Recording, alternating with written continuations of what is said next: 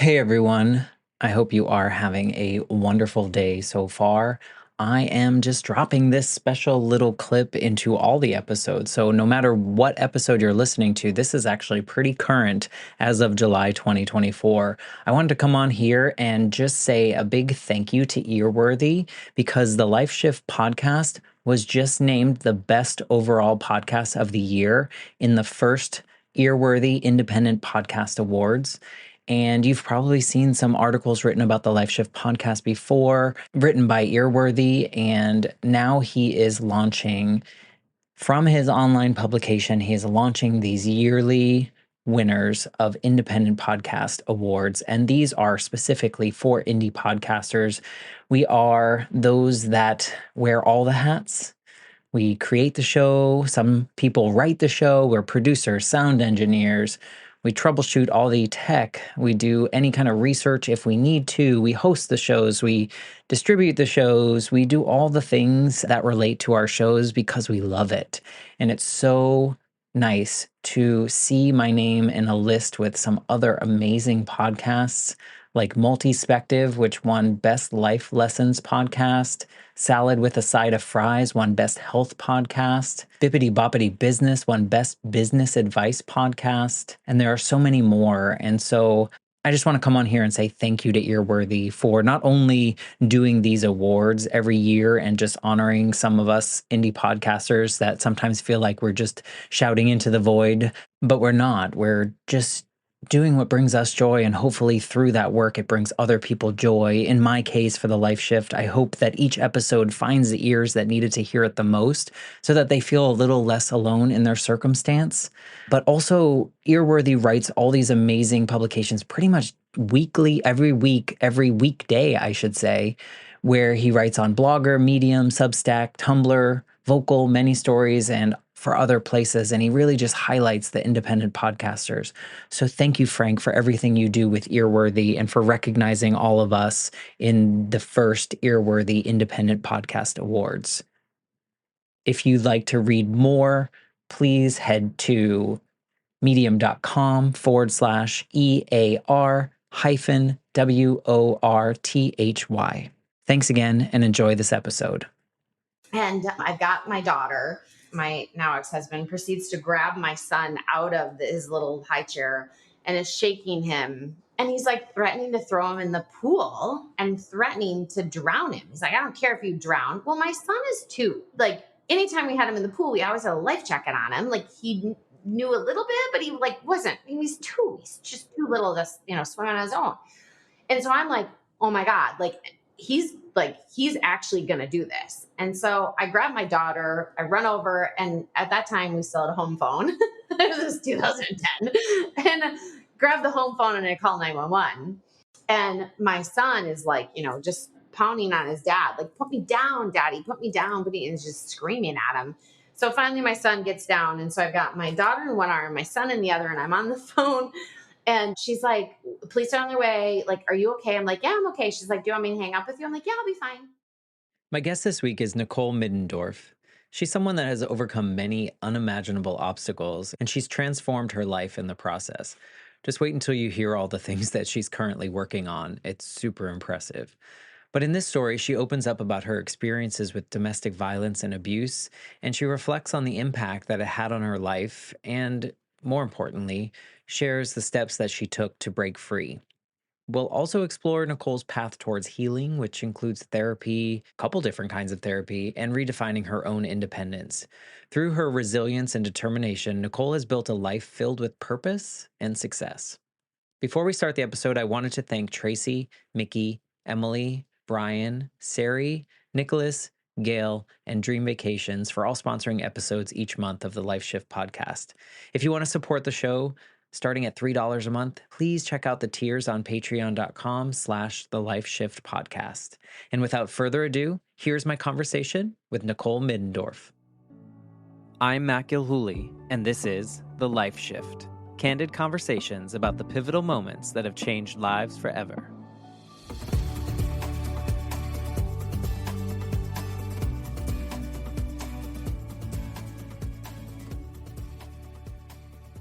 Hello, my friends. Welcome to the Life Shift podcast. I am here with Nicole. Hello, Nicole. Hello. How are you today? I'm wonderful. Thanks for having me. Thank you for being a part of the Life Shift podcast. And I was trying to think back of how we got connected. Do you know how our paths crossed? I think it was John. Okay. Yeah, John Pakistani. And I met him a long, long, long time ago, and he'd written a book, and I think you two connected over his book. So, yeah. We talked about wow, yeah, his journey was really something, and I think it was super important because as all these stories are, I think there are a lot of people out there going through circumstances in which they feel really alone or they feel shame about something that really shouldn't have shame attached to it. And having John come on and talk about his vulnerabilities in the moment in which he kind of had to walk away from his mother because there was the relationship was essentially gone because of what she had gotten into and those kind of things. It was just, you know, I'm so lucky to get to have these conversations and really get exposed to this, but also allow the listeners to, you know, get something that maybe they needed to hear at that moment in time. So thank you for that reminder. Yes.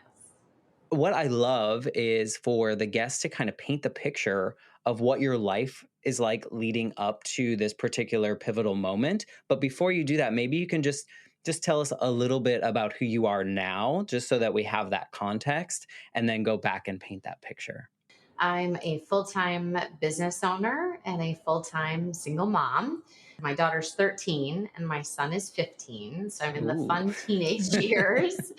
I've just loved every stage. It's just every stage is very different. And I always knew I would be a business owner, but I didn't think it would be in financial services. But my main business, I left Morgan Stanley 20 years ago. So my main business is Prosper Wealth Financial, so helping people with their investments.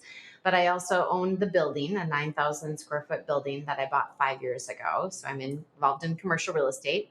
I own a small portion of a sports company, a tequila company, and then I've got a media company where I've written 5 books and I hop on planes and inspire people and share my story because I really believe out of the worst things in life come sometimes the best. So, And it's really hard to sometimes recognize those. And when we're able to get to that awareness and get to that appreciation, if that's not the right word, but you know what I mean. mhm. I think it's so helpful to share these stories. But I love that you're in this, you're like, your main business is this financial space, but you're living a diversified portfolio of life. So you're like kind of walking the walk I as am. well. Yes, yes, I I love am. that. So maybe you can kind of go back a little bit and share a little bit about who you were kind of before this specific pivotal moment that we're going to talk about today. Yeah. So grew up as an only child, super strict parents, like beyond strict. And I always get asked, like, how did you become so successful? And it's because super strict parents. I was born in December, so I'm a Capricorn. I'm type A, I'm driven, but I was a figure skater. And so I was at the ice arena. I tell my daughter who skates now, she's got it made because she's at the ice arena at 6 a.m., where I had to be at the ice arena at 4:30 in the morning. So these early morning skating times, and you'd set a goal and then you would achieve it, and then you'd get to the next level and you'd set the next goal. And so I was also blessed to have a figure skating coach who had her PhD in psychology. And so she just worked with me so much of the power of the mind. And I was just very driven and a good student and always wanting to learn and always loving to read and write and just be the best that I can be. And my mom really just raised me to be very independent and very goal driven. And like, if you want something, like, you can go get it, but don't expect anyone to help you. Like, if you want to climb a mountain, go climb a mountain, but you got to figure out how to do it yourself. If you want to be president of the United States, you can go do it, but you got to figure it out. And so she raised me to be ultra independent. And then both my parents, have that stubborn quality because my dad is part Native American and my mom is fully Swedish. And so I ended up with that stubbornness and that inner fire as well. But I loved skating and I wanted to go to college in Colorado. But my dad sat down with me and made me take out a protractor and a map of Minnesota. And he said, I want you to draw a 100-mile radius. And he goes, if you go to college within that 100-mile radius, we will pay for your college and we will come up and we will, help you do your laundry. We will pay for your groceries. We will pay for your Wow. rent. If you're outside of that 100-mile radius, good luck, kiddo. And so I just felt like, oh my gosh, my dreams of going to Colorado are dashed away. So I went to St. Cloud State University, which is in Minnesota, and went to school for international business and marketing and had lived over in Germany. I studied abroad in Germany in high school. And then I also did that in college. And when I was there, that's where I fell in love with the United Nations. And I learned about Madeleine Albright. I then learned later about Ruth Bader Ginsburg. And I was like, I want to go to law school. I want to work for the UN. I want to change the world. And I want to make some major change. I just believe things happen for a reason. I just didn't know that I'd be making change in a different capacity because in college, I met a guy and everything was super fast. Fast engagement. We bought a house. He took my car and got rid of it and bought a car in his name. And like, it was just this whirlwind. And all of a sudden, I realized here I am married. And now looking back, I saw the elements of control, but when you're in it, you don't see it. Plus, it was different than what you experienced growing up. Absolutely. Yeah. Oh, absolutely. My parents are still married and just had, and had and have this great relationship. My mom, I find it funny, is always taking care of the finances, which is a little, different with their age. But yeah, absolutely. I never was, and even the other day I was telling someone, I said, everything that's happened to me in life personally, I really feel how like protected I am from this bad world that's out there. And how, I went to private Catholic school, like how just I was raised in this very Pollyannish world. And I like still to this day, I've never smoked a cigarette. I've never smoked pot. Like I'm, your traditional like good girl. And how you're raised, like you expect other people to be like you. And had to learn that lesson over and over again, that sometimes people don't necessarily have the best intentions, and there's people that need lots of help and sometimes don't go get it. So I got married very, very quickly.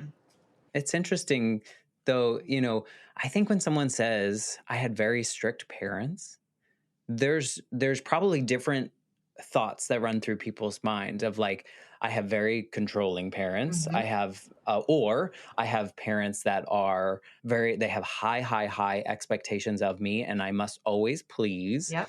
And then when you talked about being very protected, it's an interesting, like that didn't necessarily come across my mind as much as like when I think the word strict feels so different for so Hmm. many people. And it's so interesting that, you were protected because the rules were laid out for you. Right. The Sheltered. expectations. Very Yeah, you were sheltered. sheltered, but like in a way where you still have to perform and you still expected to do things on your own, which is also, like sheltered. Sometimes it's like, I'm going to do everything. Right. So you're doing all this stuff on your own. And now you fall into this relationship where someone is doing things for you. Was there this sense of like, oh, this is different, Yes. but like in a good way? Yes. Yeah, it was very different.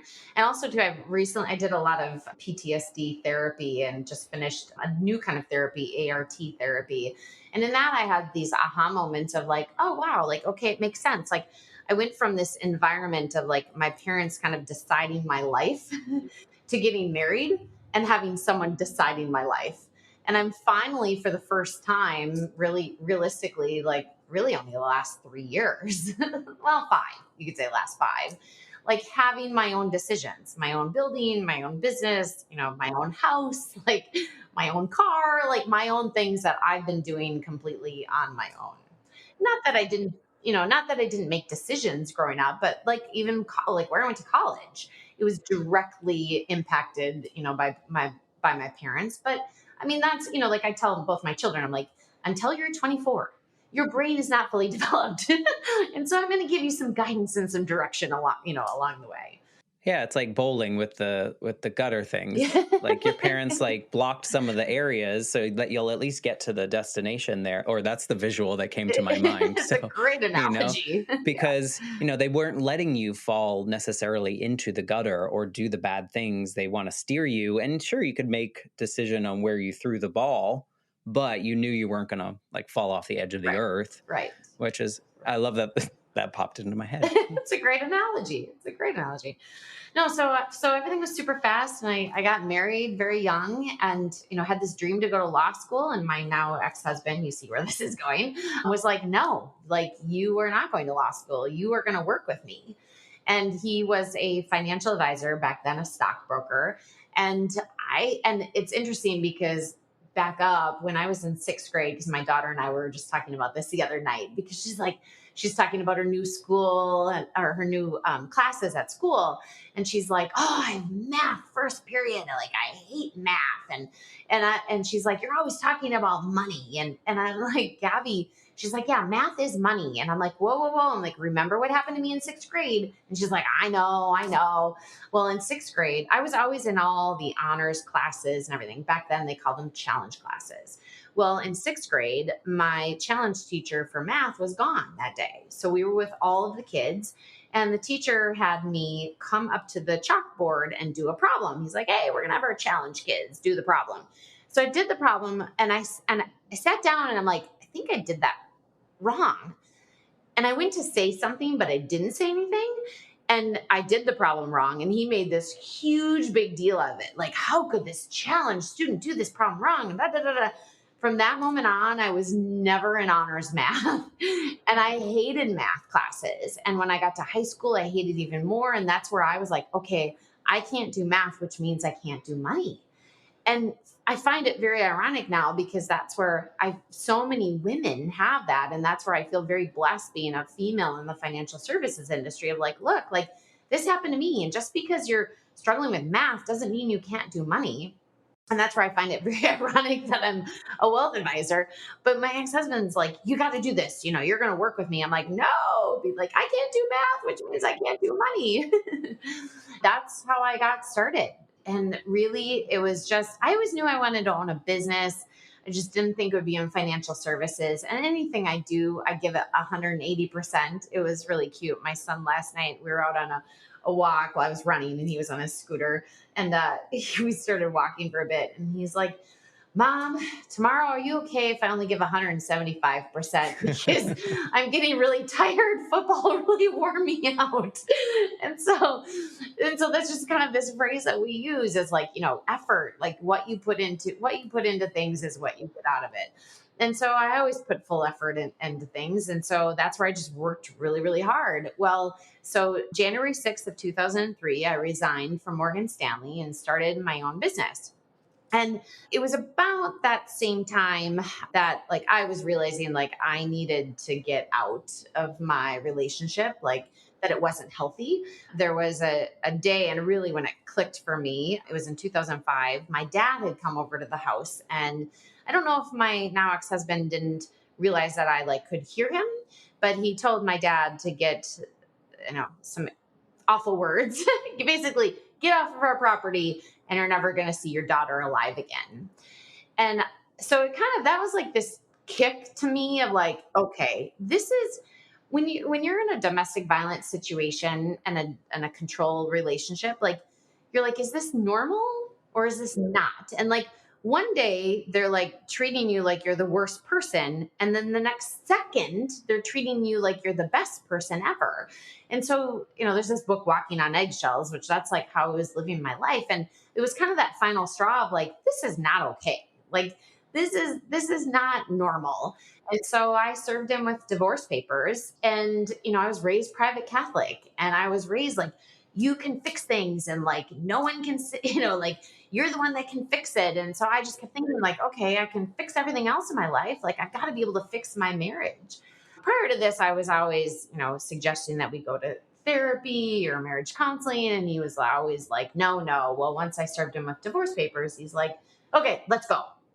Well, Of so course. yeah, so we went to the marriage therapist. The marriage therapist said, here's the issue, Nicole, like you just work all the time. Like by then I was doing my radio show every Saturday, and he's like, you work all the time. You guys need to do stuff together and spend time together. And, looking back, I'm like, I didn't have enough, like I was always raised like anyone that's older than you is more experienced than you, and you need to have respect for them, and like they know better. But I didn't have enough gumption to be like, we work together. Like we're together all the time. And like I work all the time because if I'm on TV or if I'm on radio or if I'm on a speaking stage and I'm helping people, they're telling me I'm great. If I'm at the office or if I'm at home, my husband's telling me I'm such a horrible person and I'm lazy and da da da. Why would someone want to like spend time with them? And so my husband at the time was like, okay, we're gonna go get our conceal and carry.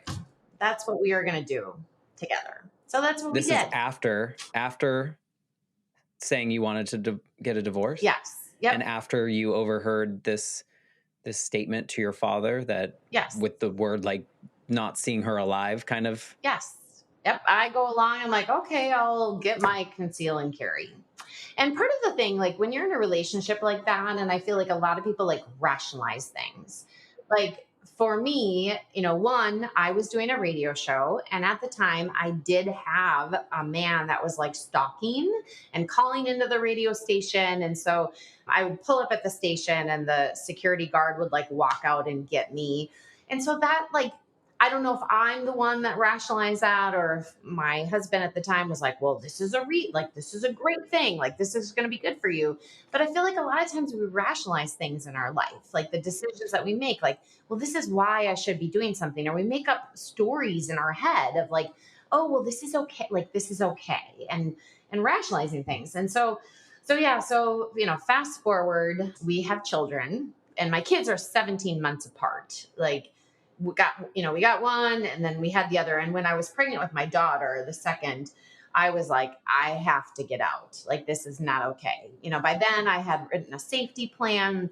I had a bag packed and I had tried to get out numerous times. And that's the thing. Like, I had a conversation the other day with a friend of a friend and they're like, oh, like, I don't know how to help her leave. And I said, you know what? Like, you can't make someone leave. I said, everyone has their own timing. And like, I mean, I tried to leave for years. Like, it's super difficult. I mean, I remember even one night I was pregnant with my son, the first one, and it was like 20 below outside. I had a sweatshirt on.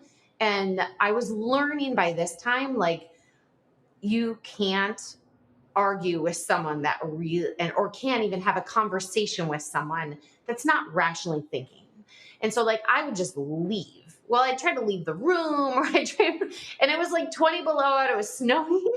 And I went outside with tennis shoes and a sweatshirt on and I'm pregnant with our son and I'm like walking down the side of the road.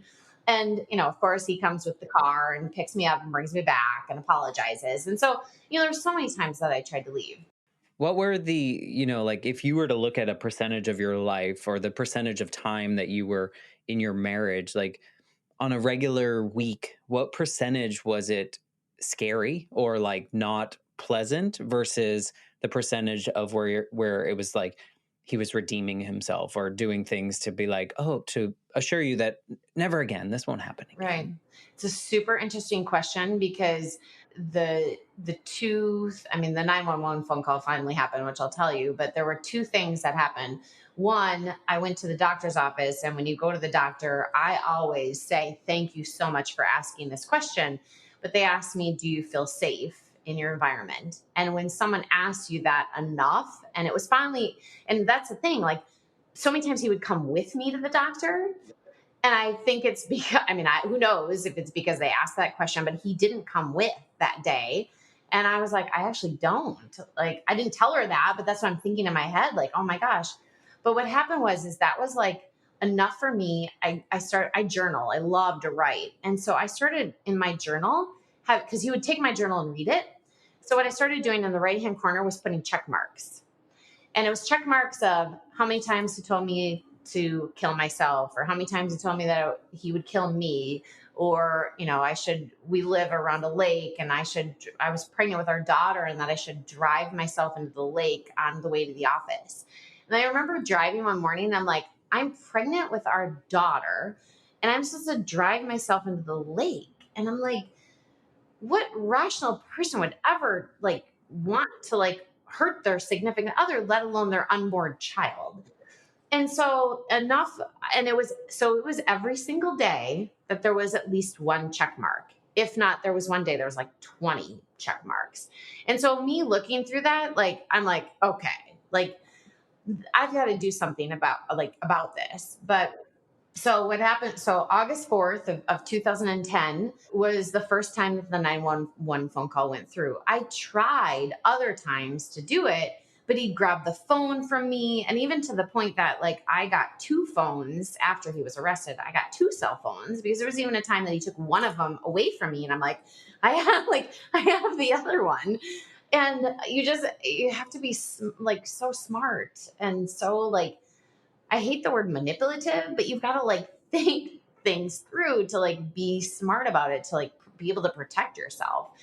So August 4th of 2010, ironically, it's actually my now ex-husband's, it's his birthday.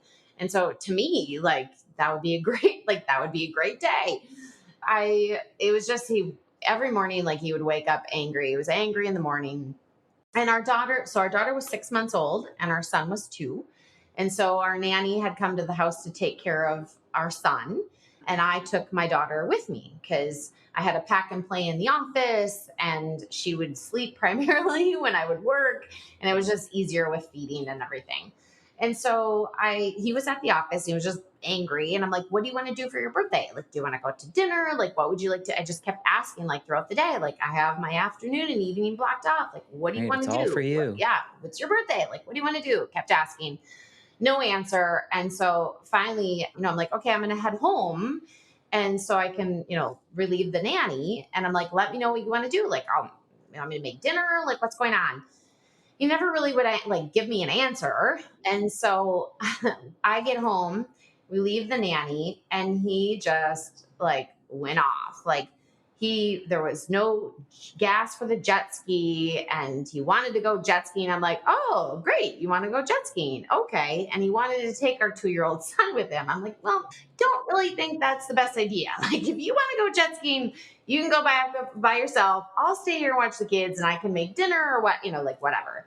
So we all had to get in his car and go fill up a gas can with gas. And my son had this little Nemo phone. And so I'm sitting in the back seat and I of course had to be feeding our daughter and I would get infections if I didn't feed her and it was very stressful. And so I'm in the middle of feeding her. It's like, no, we've got to go get gas right now. I'm like, just go, like, take our son with you. And like, I'll stay here feeding our daughter. Like, it's all good. And he's like, no, you have to come with me. And so I'm like, I'm going to get an infection well, you can feed her in the back seat. I'm like, no, like that's not safe. And so we get in the car, she's crying. So he's like, take your seatbelt off. You have to take your seatbelt off and feed her. She needs to stop crying. So here I am. He's driving erratically and I'm taking my seatbelt off, feeding our daughter. And he fills up with the gas. We're on our way back to the house. And he's just yelling and screaming to the point that my son takes this little Nemo phone and throws it at his dad's head to be like, Dad, like, stop yelling, like, stop screaming. Like, what are you upset about? So we get back to the house and, I'm like, do you want dinner? Like, what's the plan? I'm like, the kids are hungry. Like, Parker, hasn't had dinner. So I get him something. He's sitting in this little bumbo chair and I've got my daughter, and my now ex-husband proceeds to grab my son out of his little high chair and is shaking him. And I'm watching my head's like son go back and forth, and all I'm thinking of is like, those 2020 videos or whatever they have. Like, I'm like, oh my God. And he's like threatening to throw him in the pool and threatening to drown him. He's like, I don't care if you drown. Well, my son is 2. Like Right. he like anytime we had him in the pool, we always had a life jacket on him. Like he knew a little bit, but he like wasn't. I mean, he's 2. He's just too little to swim on his own.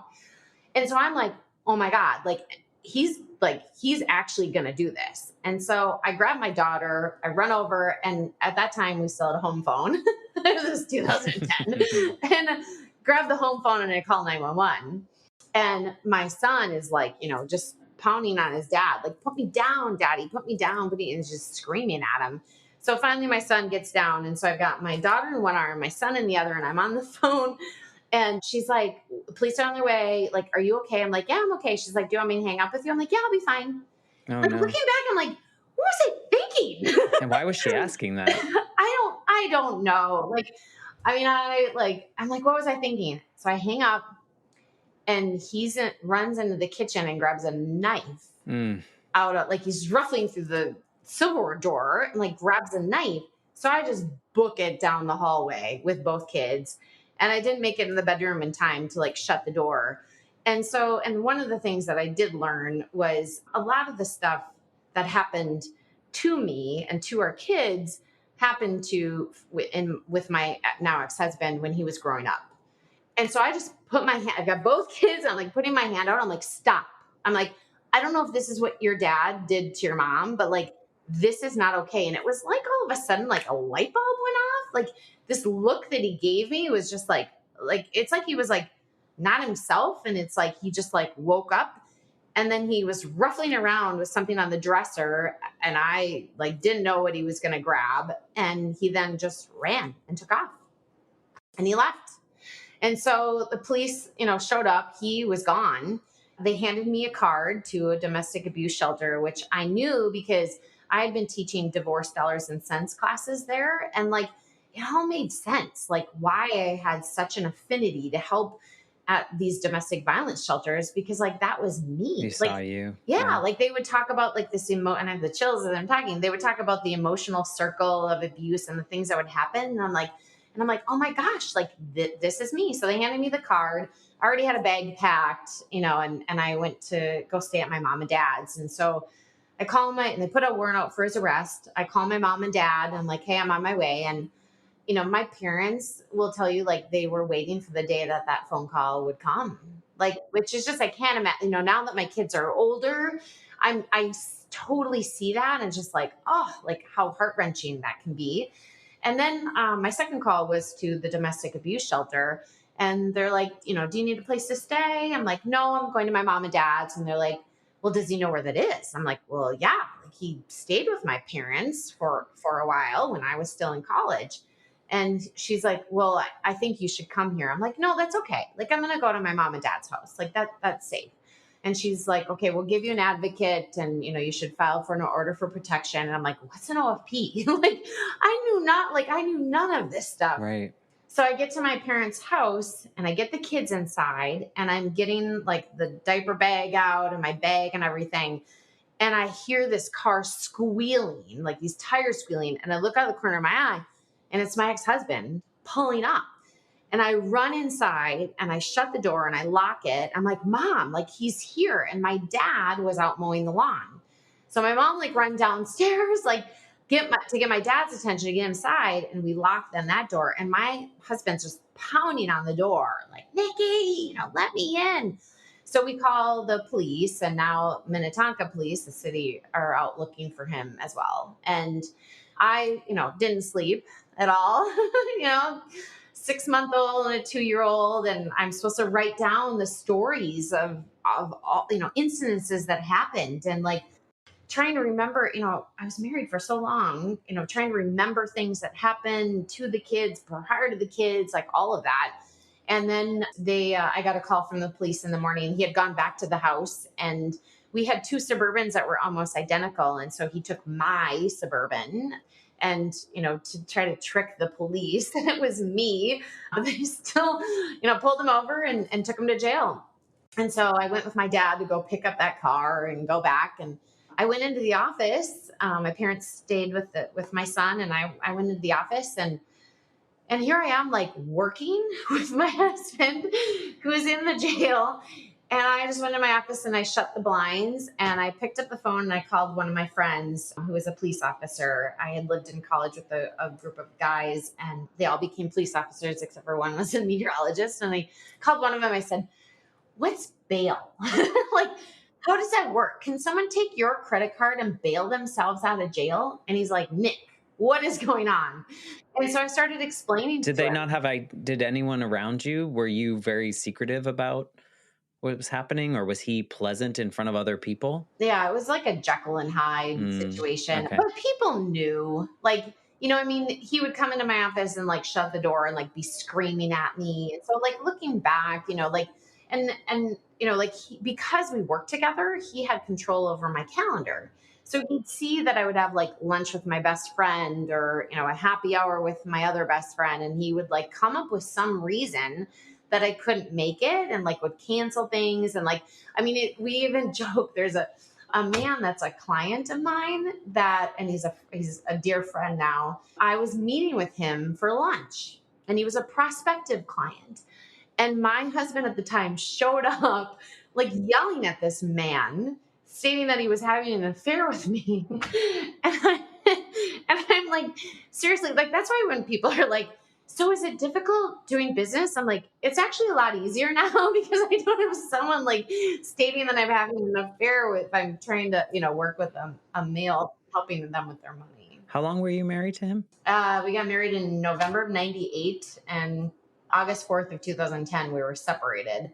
But the divorce took a while. Legally, we were married for 13 years. So, yeah. Yeah, and I mean, I think your story, unfortunately, is not uncommon. I think there are a lot of women in your situation, and I think, from someone that's not lived an experience like that and don't have an understanding, were the decisions you were making on a daily basis, were they out of fear or to keep things level, Hmm. or were there moments where you were rationalizing some of those behaviors and life is fine, this is normal? Were there what was that like? Because that's a long time to be married and to be fearful and be Yep. scared. What were some of those moments like? Yeah, no, I mean all of the above. And I'm watching a video right now about healing and how when you have so much stress, how it physically affects you. And like I ended up down at Mayo Clinic, and I feel like I have some of the health issues that I do now because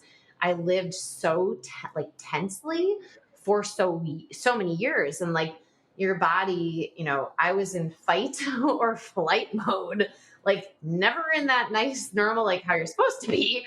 I was either fighting like or fear like what do I do. And it was always, I would rationalize things, and I would try to keep things like just calm.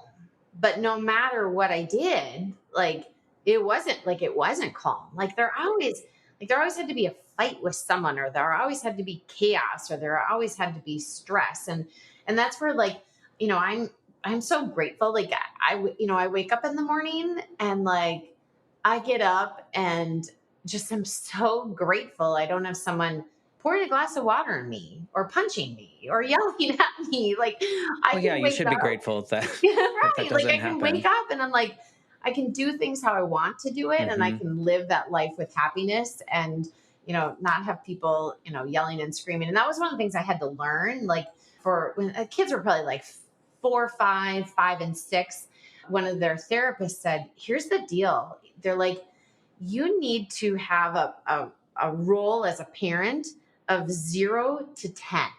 And they're like, you can't be afraid to use your voice. Like, it's okay for you to be a mom and a dad. And like, I always had a heart, because I was always like, not coddling the kids, but like being that motherly, loving, figure. And I really had to learn like how to like lay down the law and raise my voice. And that was very like it was very difficult for me to do that. Part of me thinks of too, like when you started off the conversation, you talked about how very type A and how high achiever and always like go, go, go.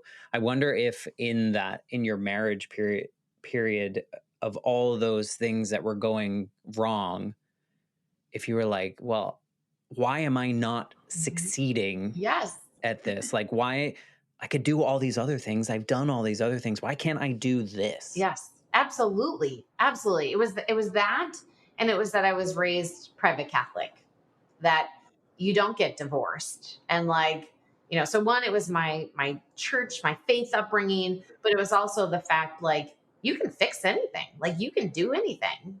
Right. And the fear of failure, probably Mhm. from that. I mean, even if we distill it down to that math moment, you made a mistake Mhm. in math. Right. You probably weren't bad in math. You Right. probably made one mistake, someone embarrassed you about it, and then you took that on. And failing is scary for someone. I subscribe to the things that you talk about yourself. Like I talk to a lot of people about this like checklist life of Yep. like you have to do this and then you have to do this. It's always just get your post-it out, knock things off the list, add more, add more, add Yep. more, Yep. like then you're That's me. successful to Yep. everyone. And I can see that, I would stick around. Like, why can't I fix it? Tomorrow I'm going to try this, Yes. and things are Yes. going to get better. So I can imagine there's a lot of people that feel that way is like, are people going to look at me as a quote unquote Mhm. failure Absolutely. because, I was married this long and then I got divorced and now you know better. But Yep. Yeah. And that's like, I kept things very quiet. Like, I was really embarrassed about it. And I was asked to be on a panel at a women's conference, and it was for business owners. So I was up on stage, and I don't remember like what I said or how I said it, but I alluded to the fact that I had domestic violence in my history and in my life. And when I got off stage, like, these women came up to me afterwards and they're like, "Oh my gosh, like, thank you for saying something. I'm in this now, or this happened to me." To the point that the woman running the conference was like, "I need you to go in the hallway. Like, you're mm, going to disrupt the next speaker." But it was at your this, time's over, man. exactly. But it was at that moment where I'm like, "Oh my gosh, like, I need to share my story. Like, I need to be open to being vulnerable. This is not embarrassing." And No, it's not your fault. no, and that's where I learned, one in four women are in a domestic violence situation, and one in nine men. And so especially now, like, I feel this obligation to be that, if I can pay spousal maintenance, receive no child support, go through 10 years of court. And in full disclosure, my ex now is facing 3 felony charges and he's in trouble again. His current wife has had 4 restraining orders on him. And so, if I can go through all of this and buy a commercial building and write books and be a full time mom, like, I, I can inspire someone else to that, yes, like, there is life on the other side. Because, Even without doing all those things, I think right, even without all those checklists, if you make it out and you become your own person and you feel this power in you, you're inspiring someone in that way. You don't even, I mean, amazing. Like you're right. doing amazing things for yourself and your family. And I'm sure it feels really good. But even just getting to that other side, you're And being inspiring other safe. people. Yeah. Mhm. And understanding that, and vocalizing to other people that I know this wasn't my fault. I know that I did the best that I knew how to do to protect myself, to protect my children. And when I could get out, I got out. And that's the biggest thing, is like, do what you like. We only have so much information, and I'm always, whether it be money or whatever, like, advising people, like, you whatever decision you make, you're making that with the information that you have at the time. And you just make the best decision that you can and take that one step and that next step and that next step.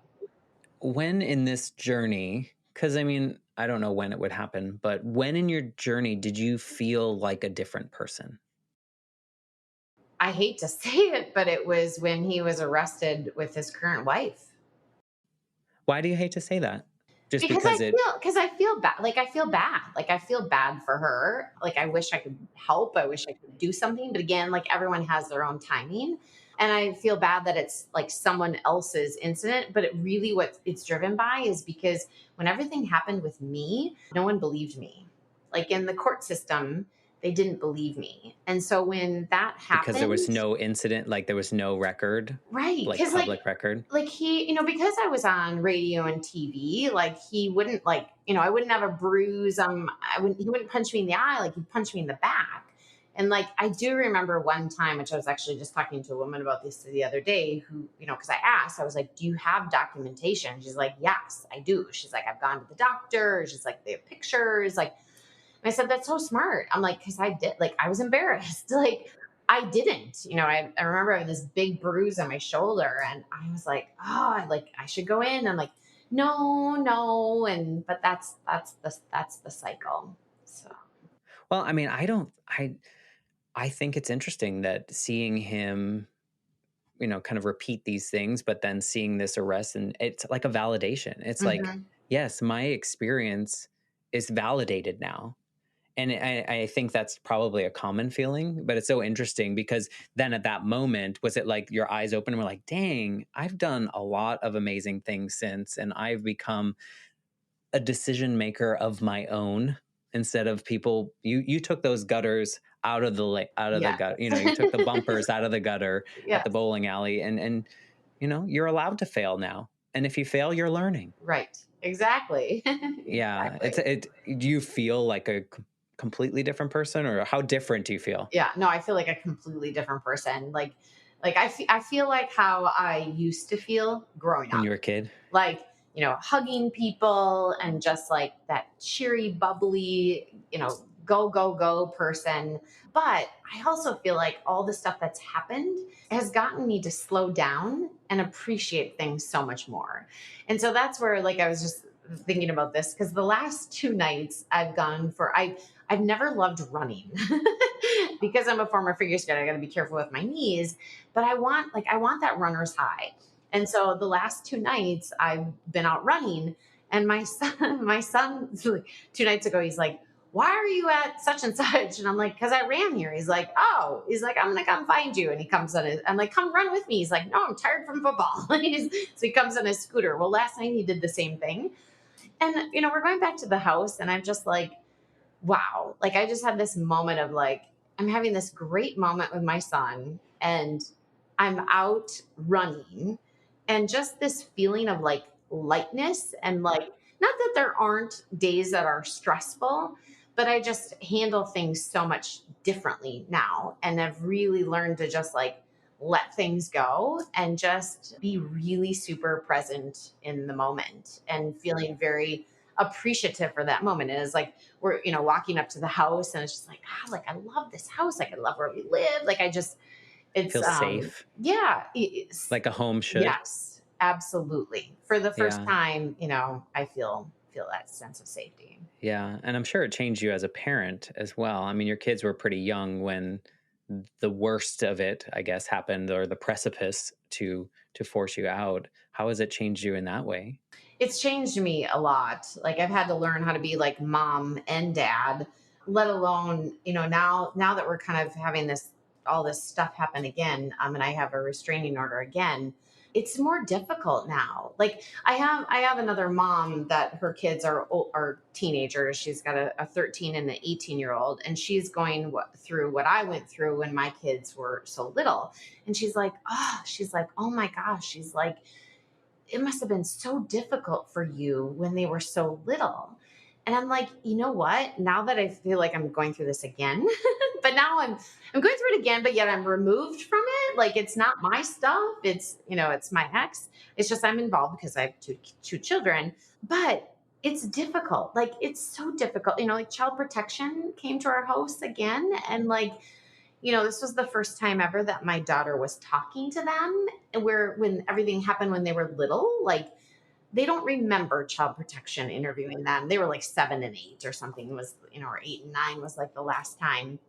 And they don't remember that. We're like, she's going to grow up like remembering that. And like, it's just like having to deal with that stuff. That's where like I feel very bad. But at the same standpoint, I feel also very proud of all the therapy that they've done, and the people that they are, and like how, my son has been through so much trauma, and how that's shaped him as a person, and how both of them are such great friends and people, and just it's very, very, it's I feel very, very blessed. Well, I think you're probably also modeling this behavior with them, and being a good parent. It's very hard, I think, for parents at any point to talk to their kids about these moments. And that, I think as parents, you want your kids to just be happy all the time. Mhm. And from my own personal experience, and it kind of relates to this, you're doing the best you can with what you know how to do. I was 8 when my mom died at the late 80s, and the people around me, they didn't know how to help me. And so what they wanted to see is they wanted to see me happy.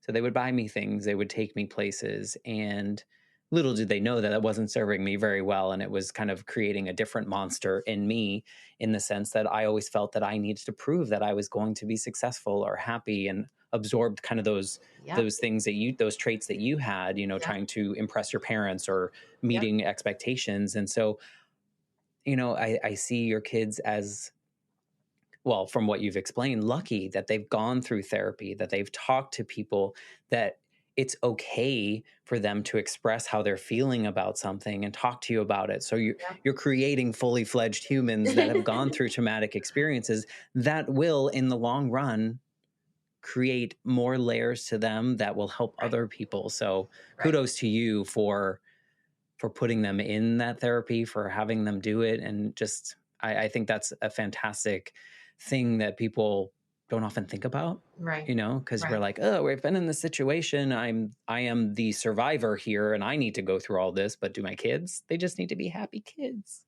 So good for you. Yeah. No, that's where I feel very blessed. Like my kids tell me many times more stuff than I want to know.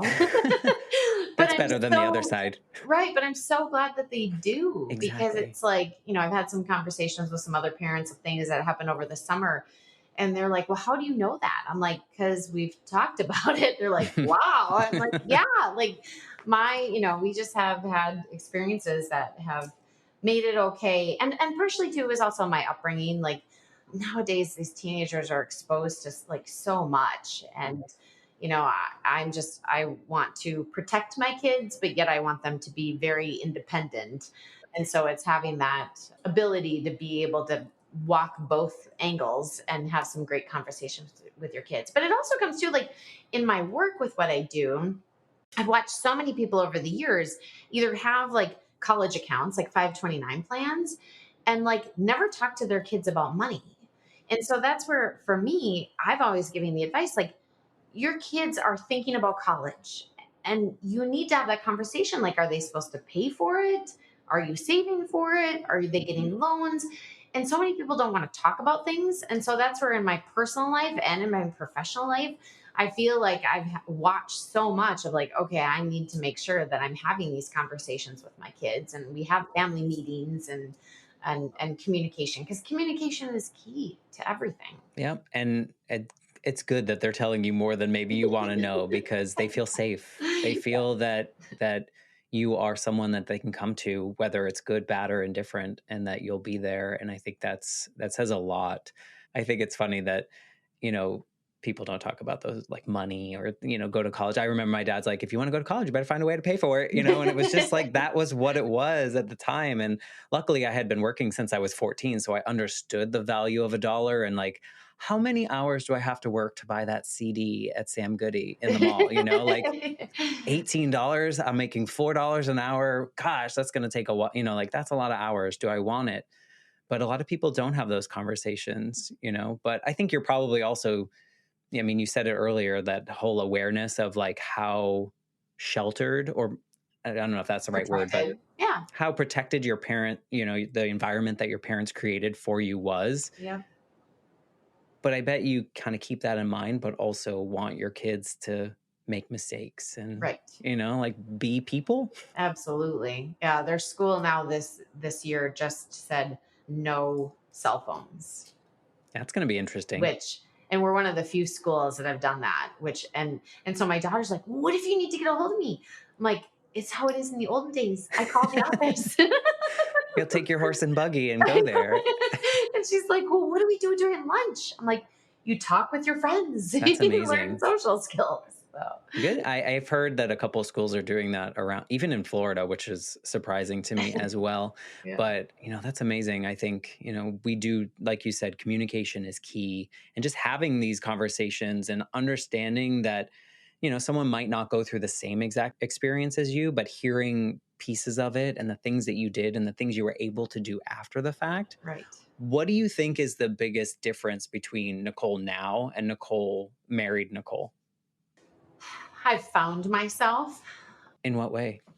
And I hate the word balance. I usually talk about blend, but I have such a I great mean, in blend in finance, we should be talking about balance. I know. But I'm such like a great blend in life. Like, before, like, yesterday I picked up my kids at 5 o'clock, and normally like I would work, and like I used work as my escape. And I've really learned over these last couple of years, really like these last five, is where I've really like truly found myself. And really in these last 2 years is where I'm like, why do I go home and like work? Like, these are my It'll be there in the morning. exactly. I'm like, these are my two teens. Like, I need to spend time with them because they're going to be gone pretty soon. And so, my son and I went out and got the jet skis and went on the lake and filled up with gas and then picked up some food. And I would have never done that before. I would have been like, we're saving money, we're cooking dinner at home. And then this morning, I was like, hey, you guys, because 3 days a week I have someone to have this balance and blend. 3 days a week I have someone come to my house at 5:30 in the morning to like do the laundry and all that and make sure they get on the bus on time. And then I come here to the office and work out downstairs. And so I saw them, they were getting on the bus, and I texted both of them like, do you guys want to go to your favorite restaurant to after football and volleyball tonight to celebrate, the first week of school? And so it's just, I have such a different perspective of appreciation and truly living in the moment. And it's not perfect. Like, I get sucked into social media like everyone does, but I read, like I do. I'm living the life finally, and it took me forever. I'm living the life that I dreamt of when I was a kid.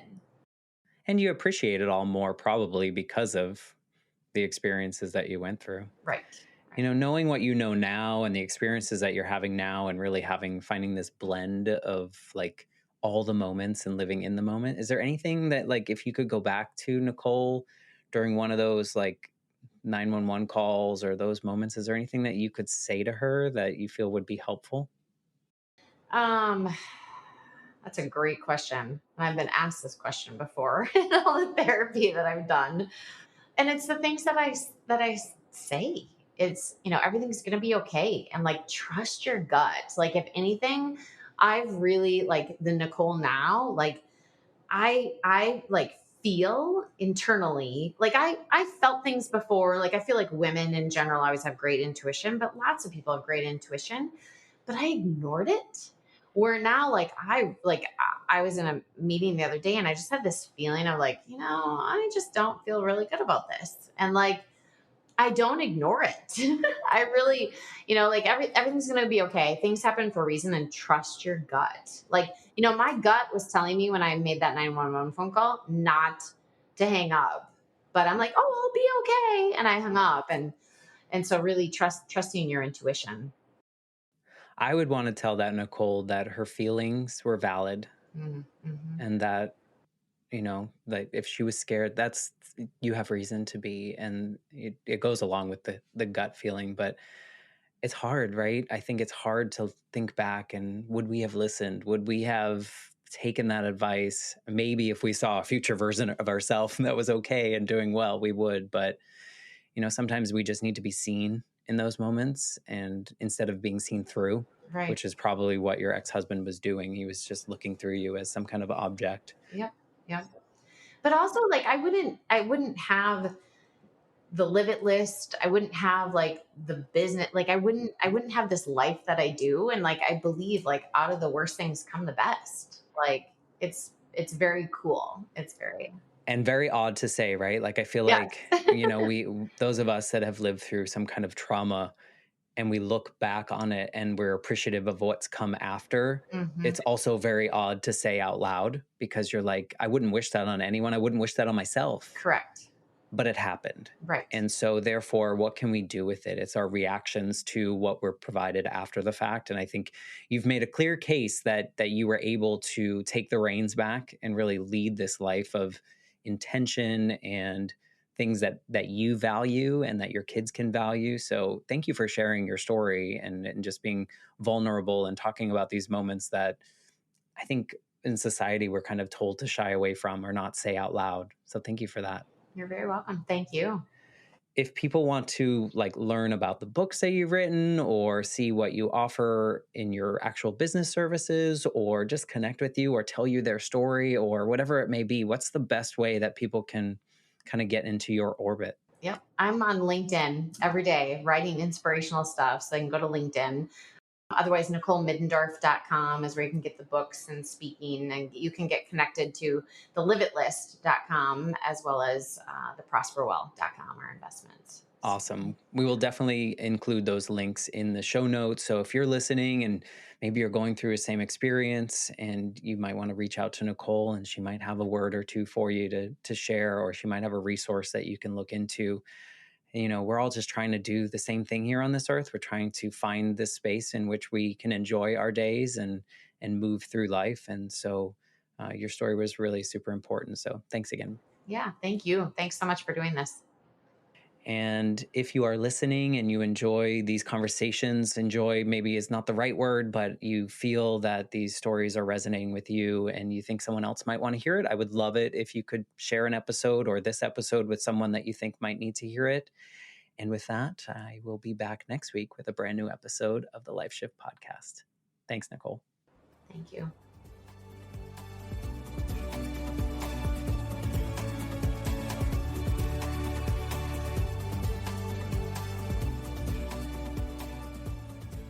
For more information, please visit www.thelifeshiftpodcast.com.